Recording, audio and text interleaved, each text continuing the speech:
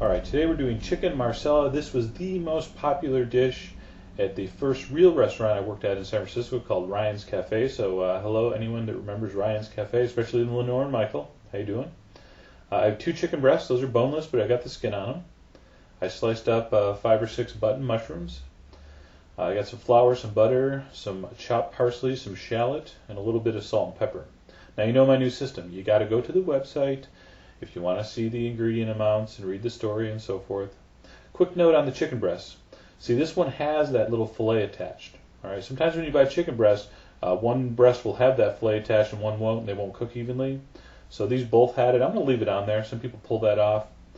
I'm going to season these generously with my salt and pepper. I'm just using kosher salt and black pepper. All right. Now the liquids for this, we're going to go with some chicken stock. That's 2 cups. And what makes the dish a nice marsala, and again, you'll read on the website about marsala, really nice wine to cook with. It's got a nice sweet flavor. Screw top, so you don't have to spend a lot of money. But make sure it's a decent brand of marsala. All right. In the hot pan, I'm using my stainless steel pan, no non-stick for this. I got a couple tablespoons of olive oil and a chunk of whole butter. As soon as the butter melts, we're going to sear those chicken breasts. Now I'm going to go approximately 5 minutes per side. So I'm going to go skin side down. And that's not going to cook it all the way through. It's going to be about halfway cooked. So that was about 5 minutes on the skin side. I'm going to flip them over. The heat's on medium at this point. I'm going to give them 5 minutes on that side. And again, they're not cooked all the way through, but they're about halfway cooked. We're going to finish cooking them gently in the sauce. Now your next move, put about a tablespoon of butter into the pan drippings there. You're going to dump your mushrooms in. Now mushrooms really soak up a lot of oil. So don't be afraid here when it looks like all the oil and butter is disappearing. It's not. It's just going into the mushroom. And we're going to saute those for about 5 minutes. But very important, I want you to add a nice big pinch of salt and pepper to this. Again, we're going to stay on medium heat.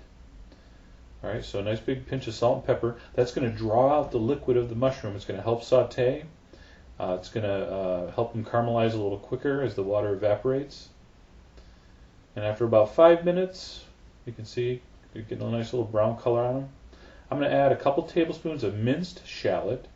Now again, people describe shallot, oh, it's like halfway between garlic and onion. It's not really true. It's got a really unique flavor. Most grocery stores have shallot now.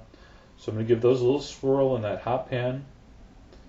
And hot pan, I should keep saying that. Or I'm on pretty much medium heat the whole way here. All right, give those a quick little saute, maybe 2-3 minutes, and then a tablespoon of flour. Just sprinkle it over your mushrooms and shallots. There's enough fat in that pan. Basically, we're going to make a quick little roux here. Now, pop quiz: how long should you saute flour to get rid of that starchy taste? What would you say? Yep, about 3 or 4 or 5 minutes. All right. Now, since this is going to cook in the sauce, the flour taste will cook out, but give it 3 or 4 minutes. You see it start to caramelize onto the bottom of the pan. That's when we're going to add our cup of Marsala wine. All right, and we're going to reduce that Marsala wine, which is going to start to thicken up because of the flour and basically the pan roux we just made. So you can turn it up to high if you want to make it go a little quicker. So that's a cup of Marsala wine, and the whole thing with the lighter, the people do the flambe, that's just for show. You can just, the alcohol is going to cook out of this. If you want to tip the pan to the side and light it and turn the lights off and impress your guests, that's up to you. It's a good way to lose an eyebrow. All right. So after about 3 or 4 minutes on high, you can see that Marsala has pretty much almost cooked out. It's fairly thick because of, again, the flour we put in there. At this point, I'm going to add my 2 cups of chicken broth or chicken stock, and now we're back to a fairly loose liquid. All right. Bring that up to a simmer. And we're going to reduce that for about 5 minutes, and then we're going to put our chicken breast back in to finish. So if I put the chicken breast in now, I'd have to take the chicken breast out when they got cooked and then reduce the sauce. So I'm trying to kind of time it. So basically I reduced this for about 5 minutes. You see it got a little bit thick. It's still fairly loose, but it's not as loose as it was when I first poured the stock in. So again, I'm going to reduce my chicken stock for about 5 minutes there. And this is very easy to adjust. You can add a little water if it reduced too quick. You can reduce it if it's too watery. Really easy to adjust. Now, when I think that sauce is a nice consistency, you can kind of see the how thick it is there. I'm going to turn the heat down to as low as possible. And I'm going to just barely on a simmer. See, it's just barely bubbling. I'm going to cook that for about 5 minutes more per side. And that should give you, those are pretty big chicken breasts, so you might have to adjust. But that's going to give you just a really nice, moist, juicy chicken. Now, to finish the sauce, what we're going to do here is you can pretty much turn off the heat at this point. All right. We're going to stir in some fresh parsley. See, the sauce is just about perfect. And you know how I finish all my pan sauces. I'm going to put a little small knob of cold butter in here. But first, we're going to put some nice fresh parsley. Really balances the sweet flavor of the dish. Okay, so that's a couple tablespoons of chopped Italian parsley. I always try to use the Italian parsley, a little more flavor than the curly. And then there you go, about a teaspoon of cold butter. And just stir that in. The heat's off. And that just gives that sauce that little extra shine, that little bit of extra thickness.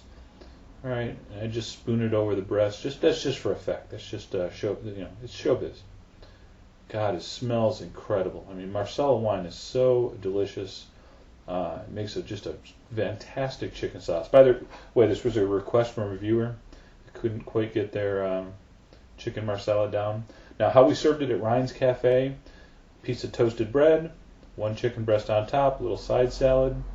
And then the best part, that delicious Marsala sauce, which I'm not calling a gravy. It just doesn't do it justice. So spoon over a few mushrooms and at least 3 or 4 tablespoons of that nice sauce. And it's just perfectly thick enough. A little bit's going to soak into that bread. To tell the truth, I didn't even dress the salad. I mean, the sauce is going to be my warm salad dressing here.